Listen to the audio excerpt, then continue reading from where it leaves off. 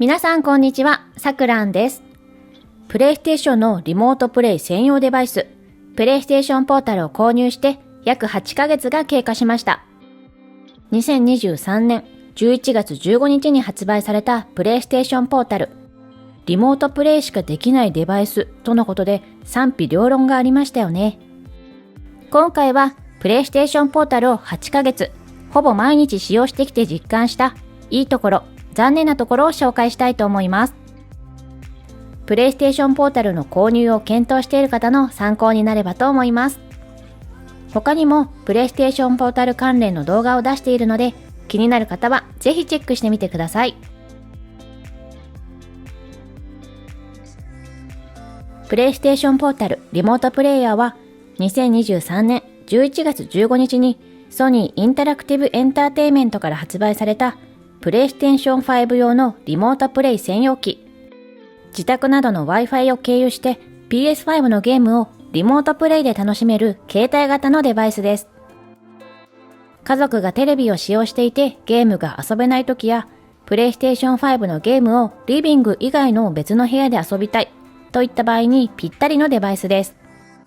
リモートプレイ専用機なので大前提として PS5 がないと使用することはできません。また、プレイステーションポータル単体でゲームをダウンロードして遊ぶことはできません。PS5 本体のゲームをリモートプレイで遊ぶというデバイスです。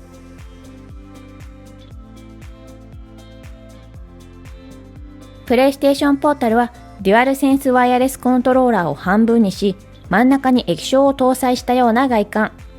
デュアルセンスのタッチパッドの操作は、プレイステーションポータルでは画面の下をダブルタップすることで操作できるようになっています。サイズは縦幅約11センチ、横幅約 29.5 センチ、厚さ約 4.5 センチ、重さは約 531g です。バッテリーの容量は 4370mAh で、フル充電時間は約2時間30分。プレイするゲームや画面の明るさ、音量にもよりますが、約4時間から8時間ほどの連続使用が可能です。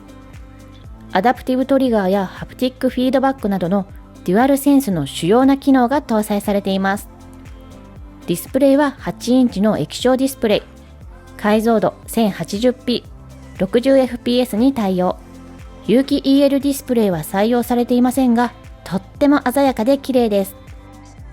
ベゼルが薄くて画面がとても大きく見えるので、グラフィックの綺麗な迫力のあるシーンも十分満足できる映像で楽しむことができます。ボタンのサイズは 10mm でデュアルセンスと同じサイズ。クリアでツルツルしていて平べったい形状。押し心地もデュアルセンスと同じです。スティックのサイズは 15.3mm。デュアルセンスのスティックサイズは 17.8mm なので、プレイステーションポータルのスティックサイズは小さめになっています。上部のボタンもデュアルセンスと同じ。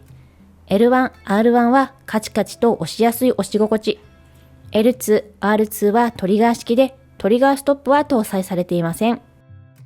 デュアルセンスの操作感はそのままに、PS5 のゲームを手軽に、寝っ転がりながらでも楽しめるのが魅力のデバイスです。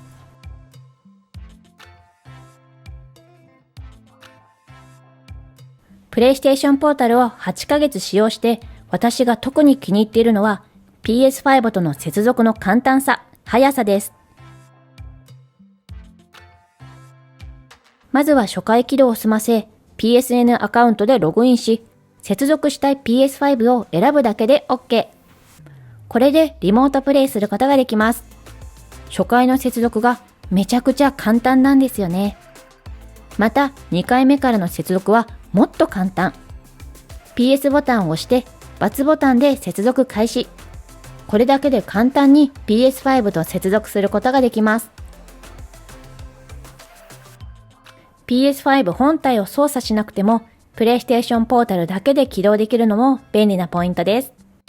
プレイステーションポータルはサクッと手軽にゲームをプレイすることができるのが一番の魅力です。この PS5 との接続のしやすさ。これはプレイステーションポータルのめちゃくちゃおすすめできるところです。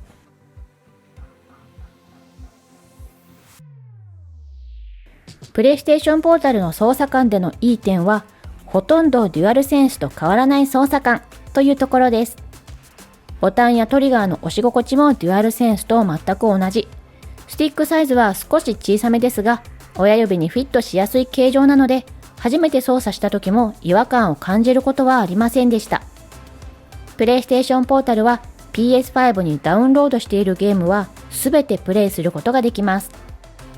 デュアルセンスと同じくハプティックフィードバックやアダプティブトリガーが搭載されているので、臨場感のあるゲームが変わらず楽しめます。また、ジャイロ機能も搭載されているので、デュアルセンスと同じ操作感でプレイすることができます。プレイステーションポータルの重さは約 531g、デュアルセンスは約 278g なので、プレイステーションポータルの方がもちろん重たいですが、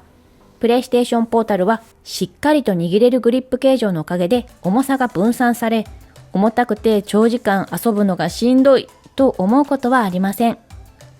とにかくこの大画面で鮮やかな映像、PS5 のゲームを普段の操作と同じ感覚で寝っ転がりながら遊べる。これがプレイステーションポータルの最高に幸せな瞬間です。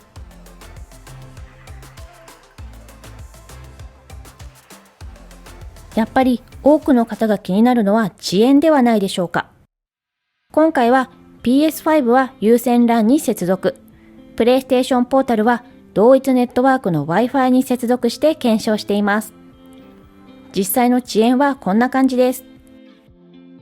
グランツーリスモのオープニングムービーでは画面の切り替わりに微妙なズレがありますね。見てわかるぐらいの遅延が発生しています。自宅の同一ネットワークでもこのように遅延があります。なのでシビアな入力が必要な FPS、対戦格闘ゲーム、音ゲーなどよりは日々のレベル上げやデイリークエスト消化などのゲームの方が向いていると思います。PS5 の画面と見比べると分かりやすい遅延がありますが、プレイステーションポータルでエルデンリング、エンダーリリーズ、ファイナルファンタジーなどのゲームをプレイしていますが、特に遅延が気になることはありません。最近 X で投稿しているエルデンリングやエンダーリリーズのボス戦もプレイステーションポータルでプレイしたものなので、アクション要素のあるゲームでも問題なく遊べると思います。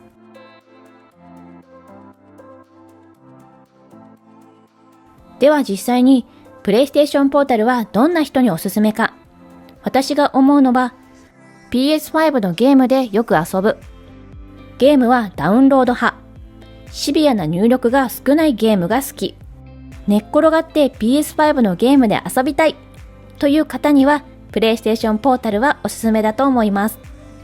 実際私は任天堂スイッチのようにプレイステーションポータルで PS5 のゲームをベッドに寝っ転がりながらプレイしたいなぁと思い購入しました。ベッドやソファーでゲームをゆっくりと楽しむプレイステーションポータルはそういう方にはおすすめだと思います。ですがプレイステーションポータルはリモートプレイ専用機です。しかも YouTube や Hulu、Netflix をはじめとする映像配信サービスには非対応。リモートプレイだけのために約3万円を出して買うべきなのか悩みますよね。ですが先ほどのおすすめ項目に全て当てはまる方には購入して損はないデバイスだと思います。実際私は8ヶ月ほぼ毎日使用していて、あまりの手軽さと便利さにもうなくてはならないものになっています。プレイステーションポータルがあるとより充実したゲームライフを楽しめる、そんなデバイスです。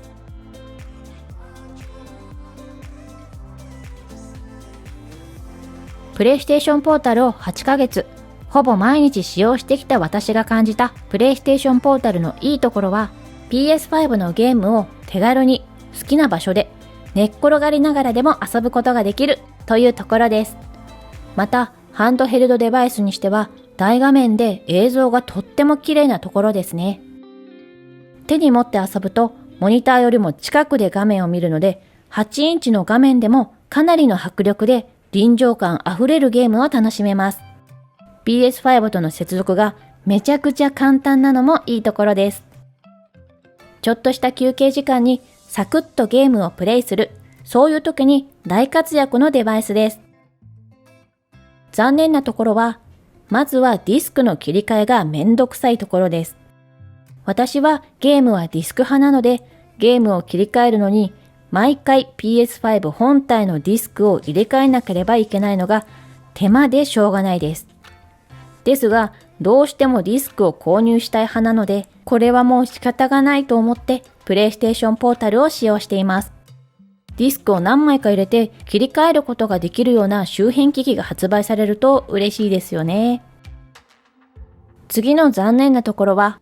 Bluetooth 接続のオーディオには対応していないというところです。市販のイヤホンやヘッドホンを使用したい場合は、底面のイヤホンジャックで有線接続をする必要があります。PlayStation ポータルは PlayStation リンクに対応しているので、PlayStation リンクに対応した機器であれば、PlayStation ポータルで使用することができます。PlayStation リンクに対応した機器は、パルスエクスプローラーワイヤレスイヤホンとパルスエリートワイヤレスヘッドセットのみなので、それ以外の機器は有線接続でしか使用できません。最後は、PlayStation ポータルには周辺機器の接続ができないということです。PlayStation ポータルの背面の USB-C ポートは充電専用となっているため、周辺機器を接続することはできません。Bluetooth にも対応していないので、コントローラーを接続してスイッチのテーブルモードのようにして遊ぶなどもできません。このようにできないことも多い PlayStation ポータル。ですが私は購入して後悔したことは全くありません。むしろ購入してよかったと心から思います。私と同じように PS5 のゲームを寝っ転がってのんびりプレイしたいという方にはぜひぜひ手に取ってほしい商品です。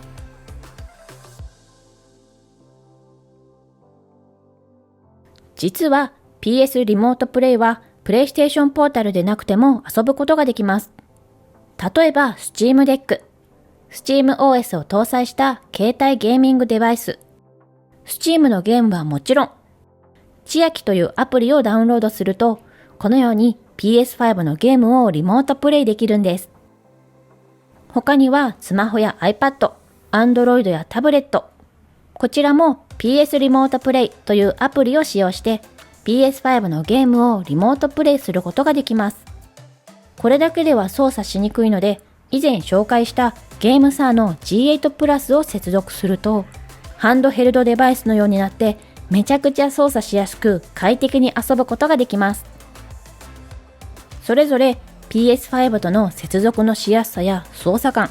遅延はどうなのか気になりますよね。